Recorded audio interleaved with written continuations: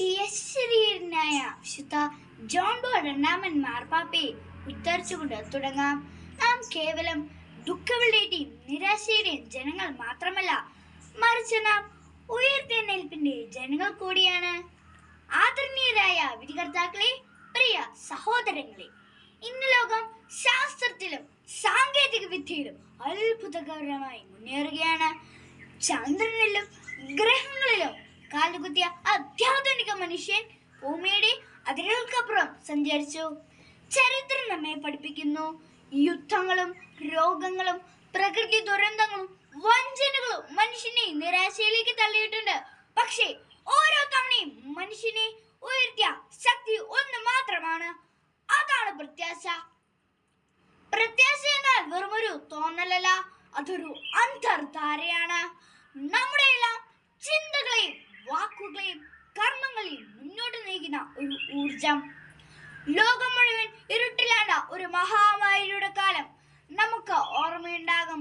അന്ന് ഇനി എല്ലാം അവസാനിച്ചു എന്നു കരുതിയ നിമിഷങ്ങളിൽ പോലും നാളെ ഇതിനൊരു മാറ്റം വരും, ഒരു നല്ല നാളെയുണ്ട് എന്ന പ്രത്യാശയാണ് നമ്മെ പിടിച്ചു നിർത്തിയത്. ഈ പ്രത്യാശ കൊണ്ടാണ് കർഷകൻ വിത്തിടുന്നത്, വിദ്യാർത്ഥി പരീക്ഷയ്ക്ക് തയ്യാറെടുക്കുന്നത്, ഒരു രോഗി ചികിത്സ തുടരുന്നത്. ചിലപ്പോഴൊക്കെ ജീവിതം ഒരു കൊടുങ്കാറ്റ് പോലെ ആഞ്ഞടിക്കാറില്ലേ? സ്വപ്നങ്ങൾ തകരുമ്പോൾ, പ്രിയപ്പെട്ടവർ അകലുമ്പോൾ, ദുഃഖവും ദുരിതവും നമ്മെ പിടികൂടുമ്പോൾ എവിടെയാണ് നമുക്കൊരു ആശ്രയം?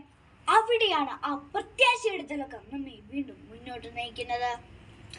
ഈ ലോകത്തിലെ സൗഭാഗ്യങ്ങൾ എല്ലാം നശ്വരമാണ് എന്ന സത്യം നാം അറിയുമ്പോൾ നിത്യമായ ഒന്നിനു വേണ്ടി നമ്മുടെ ദാഹം വർദ്ധിക്കുന്നു. ആ നിത്യതയുടെ വാഗ്ദാനമാണ് ഈശോ. അവിടുത്തെ പീഡാനുഭവവും കുരിശുമരണവും കഴിഞ്ഞ് മൂന്നാം നാളത്തെ ഉയർത്തെഴുന്നേൽപ്പ് നൽകുന്ന സന്ദേശമാണ് നമ്മുടെ ജീവിതത്തിന്റെ യഥാർത്ഥ അടിസ്ഥാനം. ഈശോയെ അറിഞ്ഞാൽ മാത്രം പോരാ, അവിടുത്തെ ആഴമായി സ്നേഹിക്കുകയും വേണം. പ്രത്യാശയില്ലാത്ത ഹൃദയത്തിൽ സ്നേഹത്തിന് അധികകാലം നിലനിൽപ്പില്ല. കാരണം സ്നേഹിക്കുവാൻ ആദ്യം നമുക്ക് ധൈര്യം വേണം, സ്നേഹം പ്രതിഫലിക്കുമെന്ന പ്രതീക്ഷ വേണം. നമ്മുടെ തെറ്റുകൾ ക്ഷമിക്കപ്പെടും, നമ്മുടെ കുറവുകൾ ദൈവ സ്നേഹത്താൽ മറയ്ക്കപ്പെടും.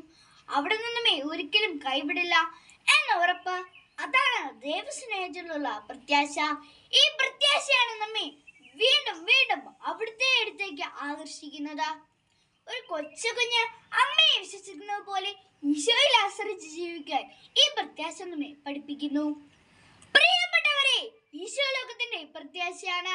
നമ്മുടെ ഹൃദയത്തിൽ ഈ പ്രത്യാശയുടെ ജ്വാല ഒരിക്കലും അണയാതെ സൂക്ഷിക്കാം. ഈ ലോകം നമുക്ക് നൽകുന്ന താൽക്കാലികമായ സന്തോഷങ്ങൾക്കപ്പുറം ഈശോ നമുക്കായി കരുതി വെച്ചിരിക്കുന്ന നിത്യസന്തോഷത്തിൽ നമുക്ക് പ്രത്യാശ അർപ്പിക്കാം. ജീവിതത്തിൽ ഒരിക്കലും തളരാതിരിക്കുക. കാരണം നമ്മുടെ ഈശോ ഇന്നും ഇന്നലെയും എന്നേക്കും ഒരുപോലെ നമ്മോടൊപ്പമുണ്ട്. നമുക്ക് നമ്മുടെ ജീവിതത്തിലെ നിരാശകൾ ഒരു ചുവന്ന മഷിയായി കണക്കാക്കാം. നമ്മൾ എഴുതിയ ഒരു വലിയ പ്രബന്ധത്തിലെ തെറ്റുകൾ ചൂണ്ടിക്കാണിക്കുന്ന ഒരു ചുവന്ന മഷി.